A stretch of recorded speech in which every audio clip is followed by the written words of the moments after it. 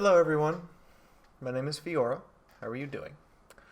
So, I'm here today to talk about the Caretaker for Darkest Dungeon and the biggest scam in human history that he is pulling over your eyes. I'm going to start by saying this. This is my thesis for this theory, everyone. The Caretaker is the Ancestor, and he is taking advantage of you to the point of pulling off the greatest scam in human history. Okay, now I've got to prove it. You ready for a wild ride?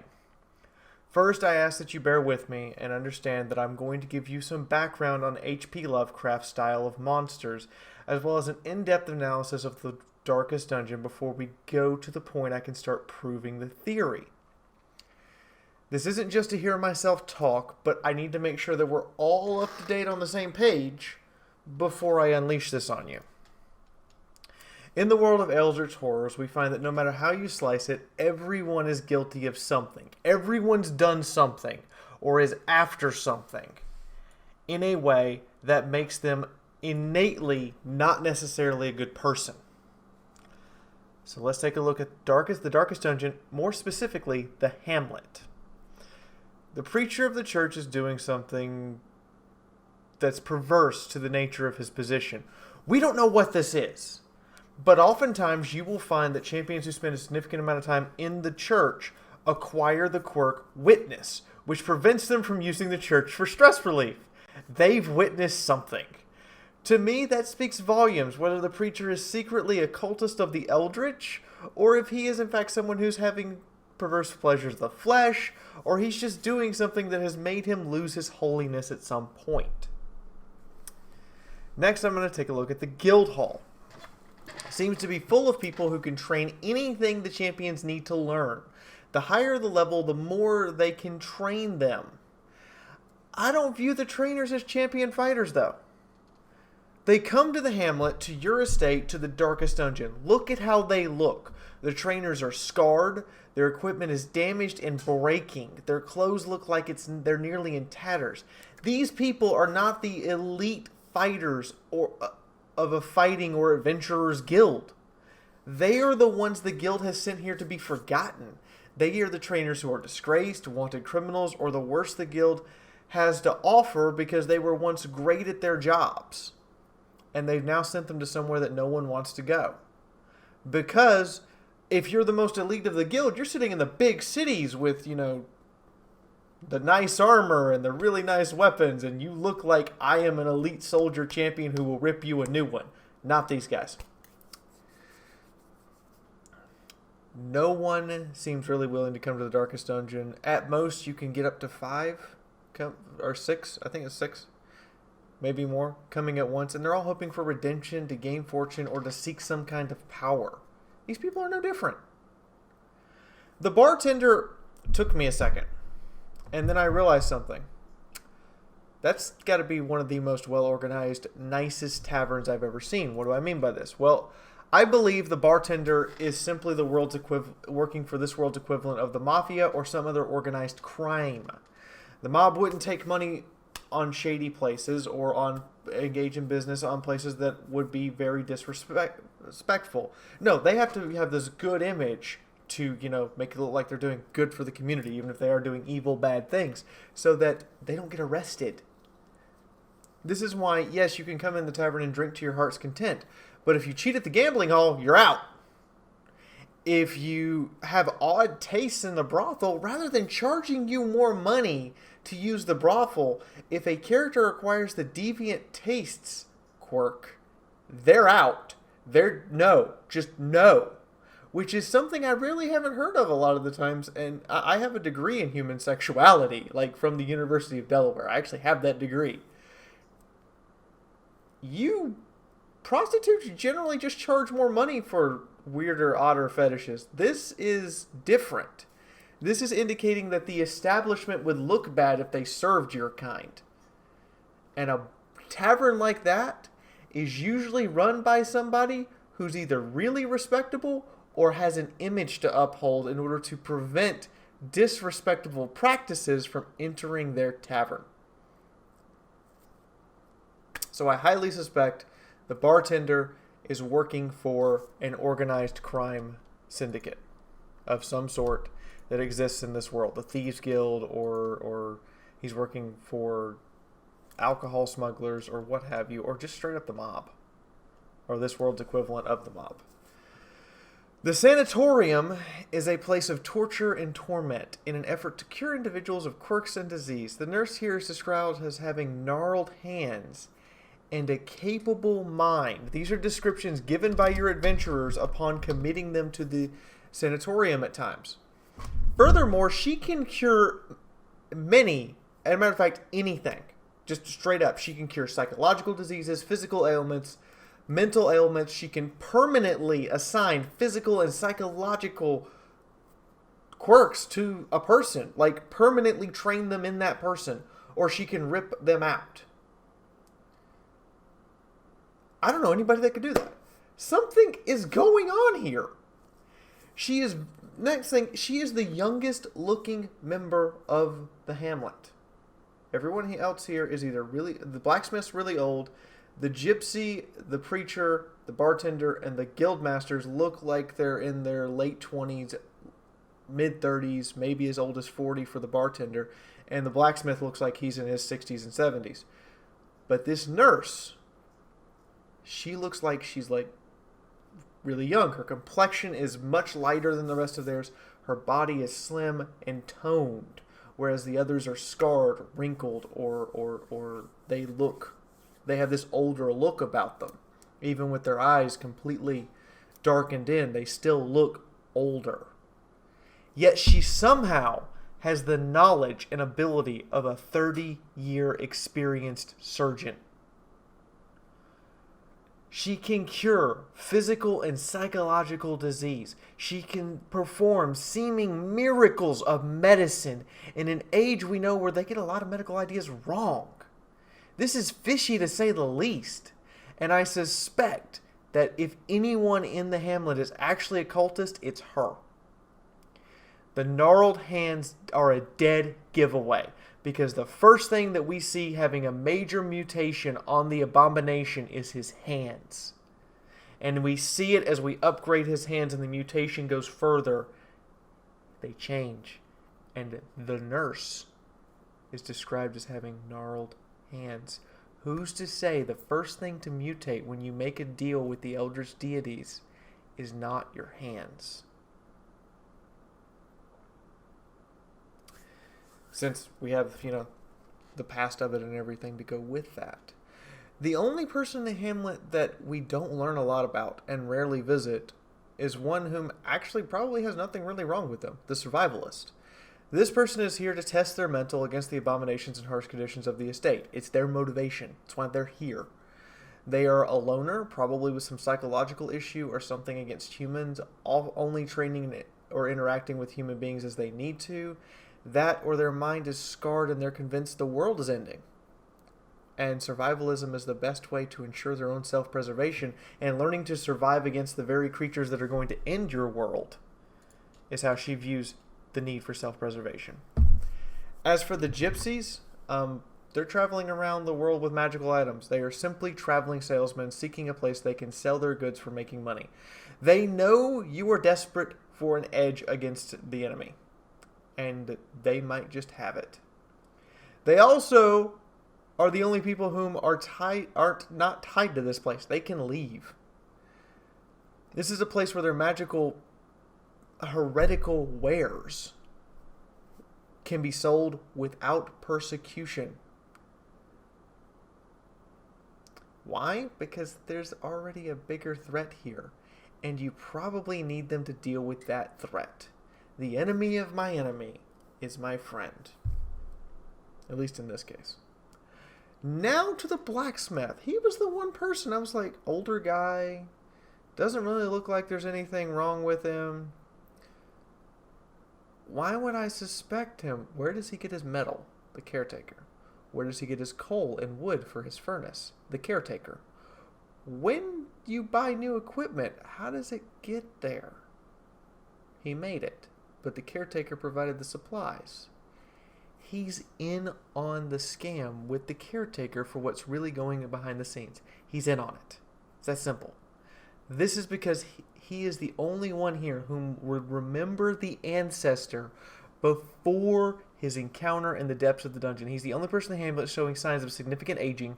He likely knew the Ancestor's parents and watched the Ancestor grow up. He watched you grow up too. Likely he knew all of this, and when he saw the Ancestor come out of the mansion, which I'm going to get to in a minute, he knows the Caretaker's secret now.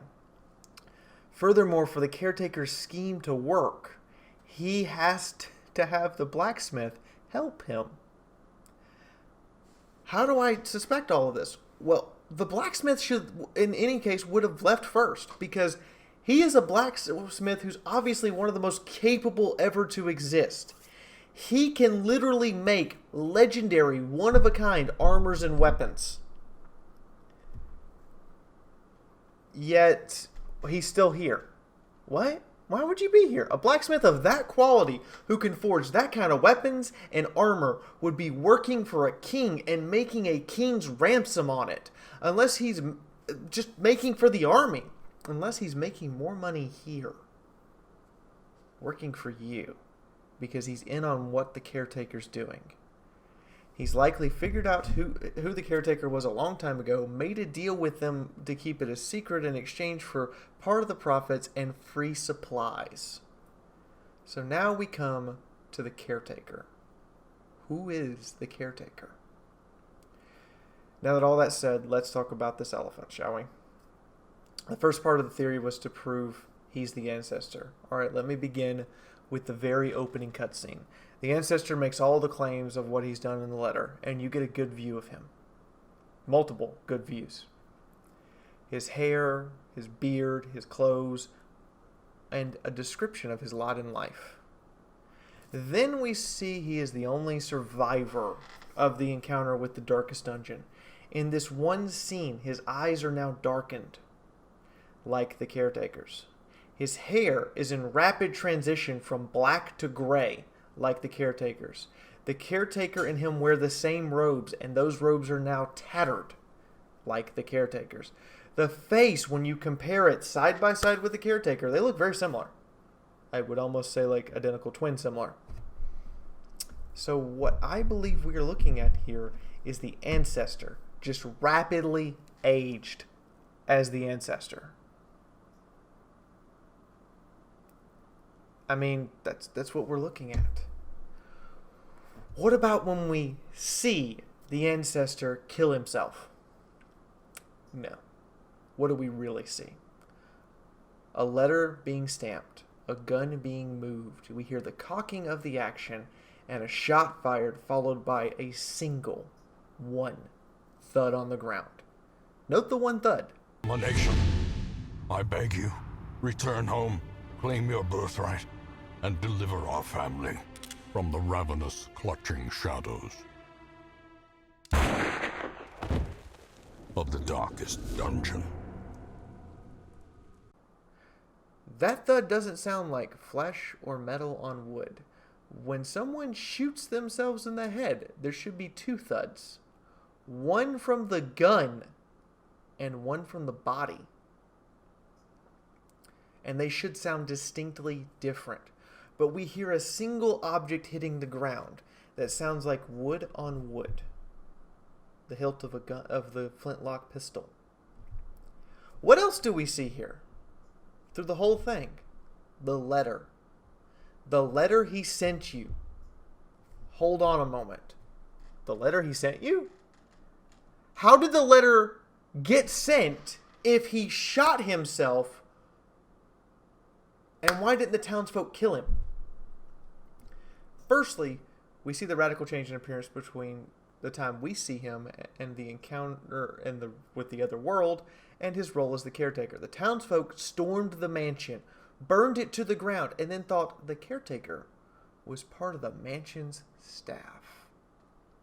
Not the Ancestor they sought to lynch. He simply blended into his role. It's not like he hasn't lied before or murdered hundreds of people or sacrificed people to the Eldritch. This guy has done all of that. So what likely happened, they stormed the manor, couldn't find him, and set the place ablaze. Now he has the letter he's going to send you. His plan is simple. To play the role of the tyrant turned victim of corruption, and then send you the letter so you will come to reclaim your birthright. Now in the meantime, with all this happening, the hamlet deteriorates, much like a mining town.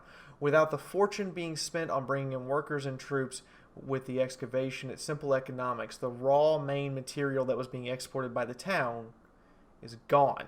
The town ceases to function and slowly dies off. In addition to this, you have raids from the Wolf Brigade and the riot that happened, as well as the brigands who were paid, who now are no longer paid but still want money, raiding themselves. The various cannons that you face represent this. And you also have the eldritch creatures eating at the hamlet from all sides. In the meantime, the caretaker sets up his status as the supply bringer and makes sure everyone knows that he owns the town somehow. Probably walks around with deeds to everything and is like, I own this. Don't ask me.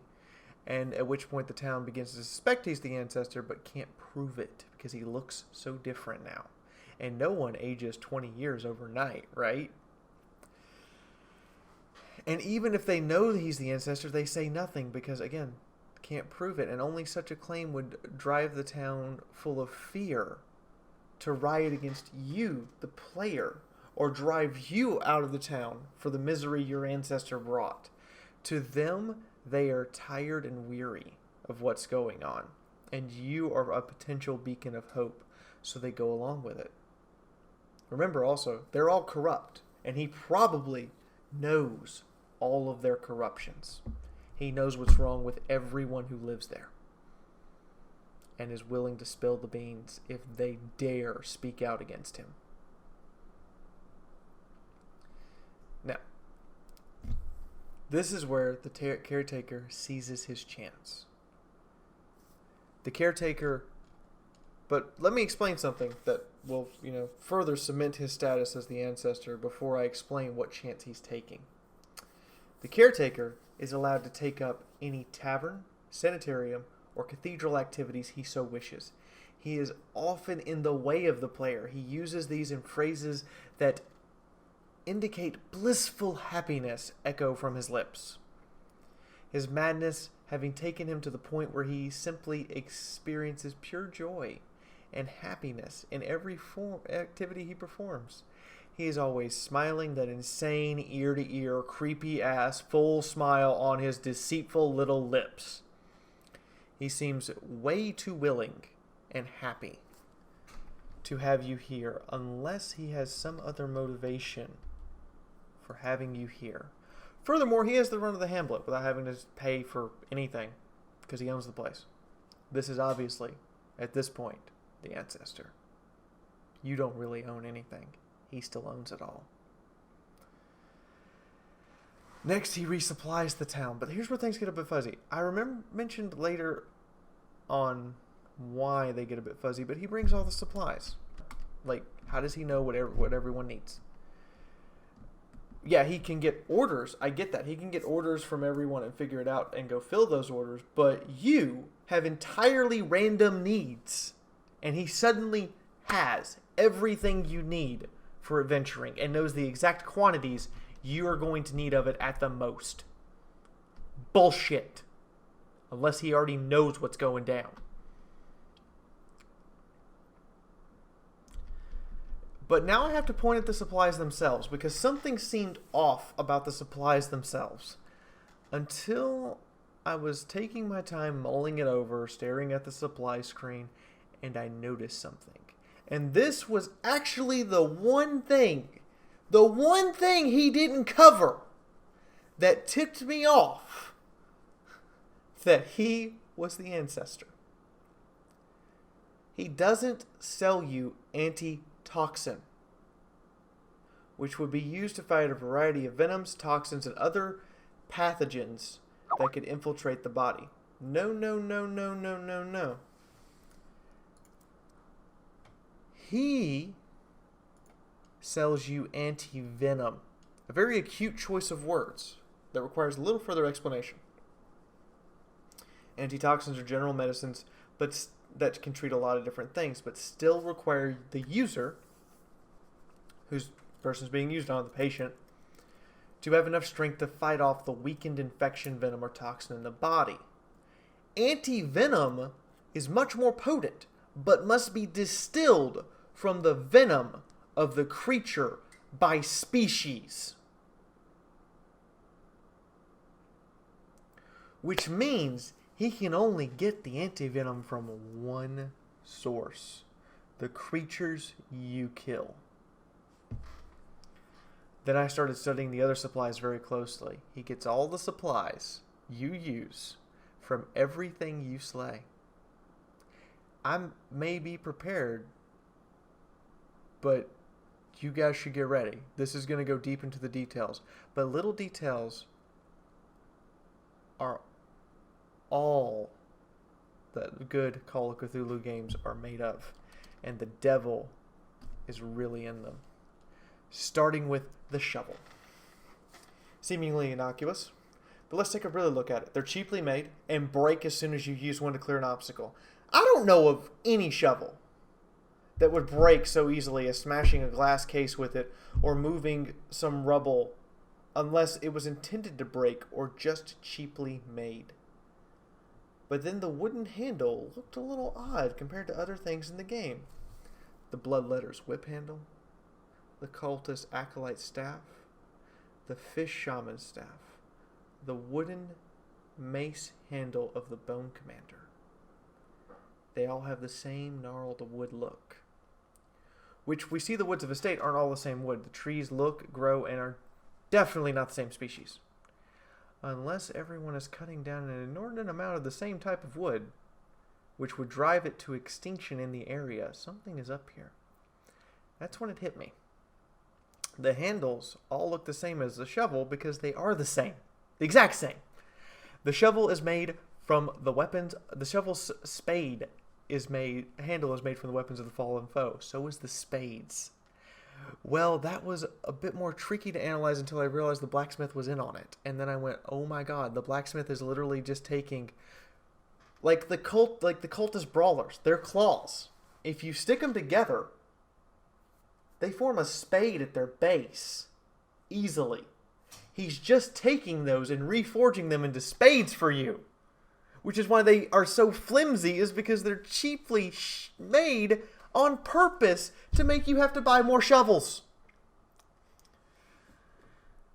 Unlike the guild hall, which is kept busy keeping the hamlet safe from monster incursions while you're gone, the blacksmith has nothing to do there except for make supplies and make stuff for you.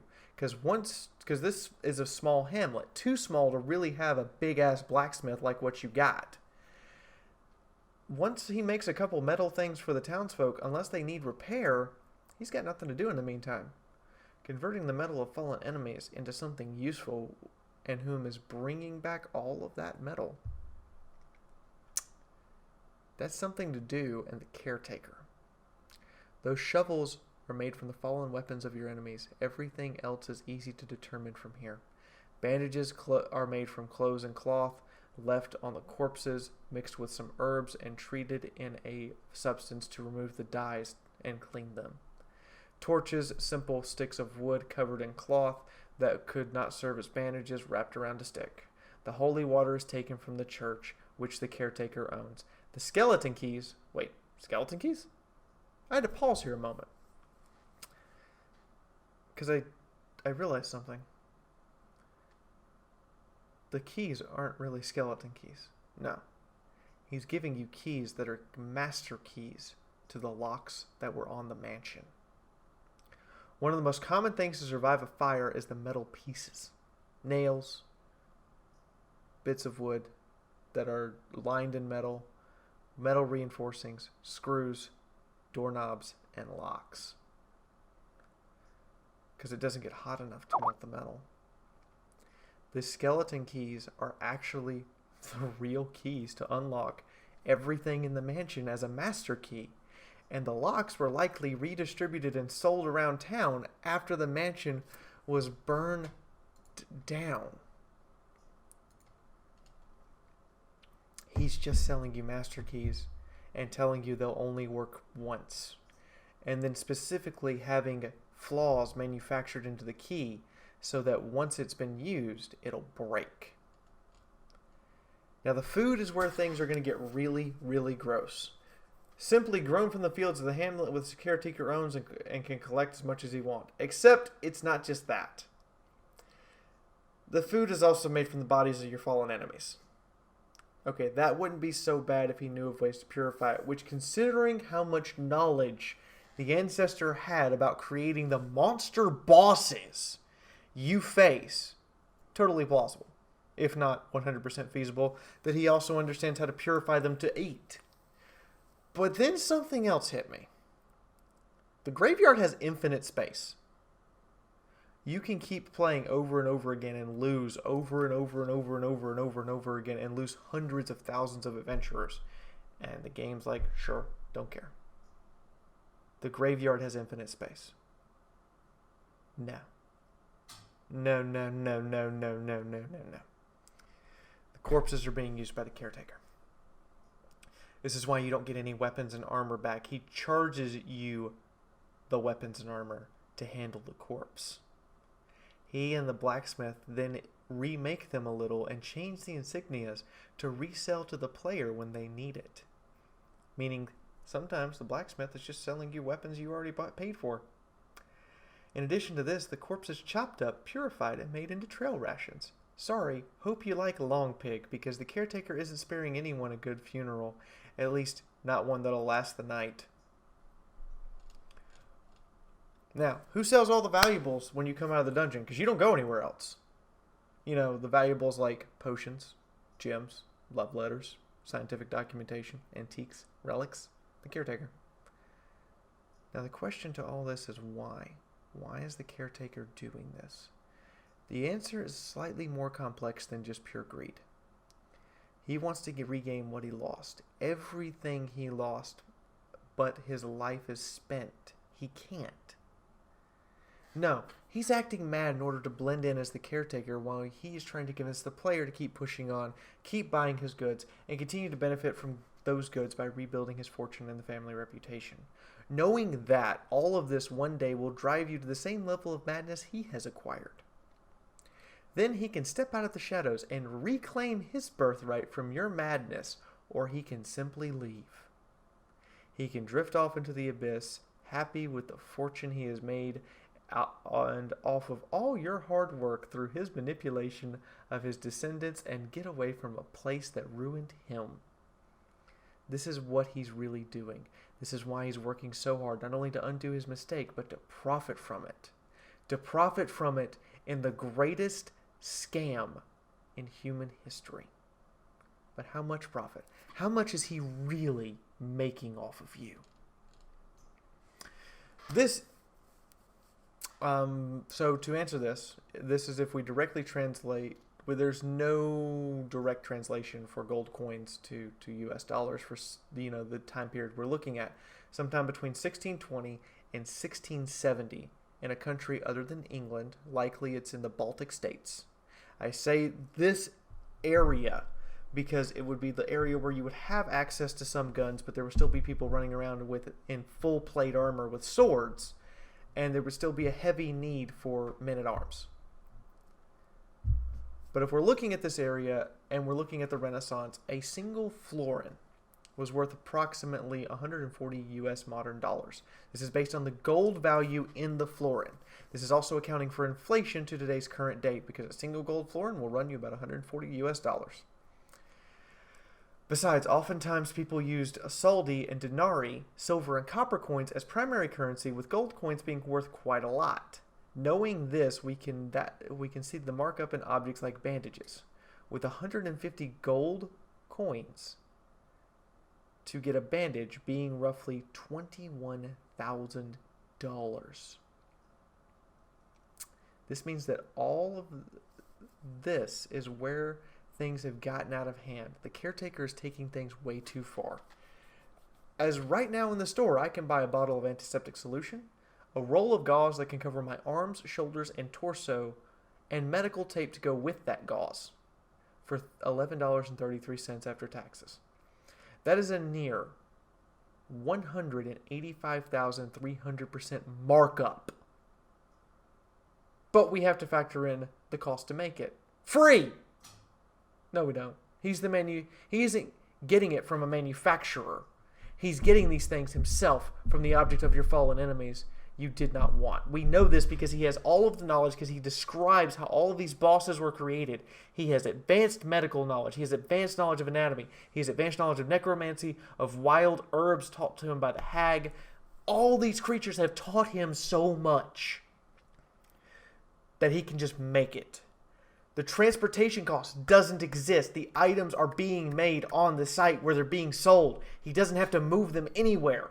So he's cutting that out completely. And he pays no taxes because he owns the land and the place he's selling it from.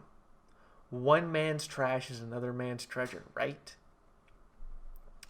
After watching a Let's Play from start to finish, thank you, Bear Taffy, for that, I have come to a number that the Caretaker has taken off your handiwork directly.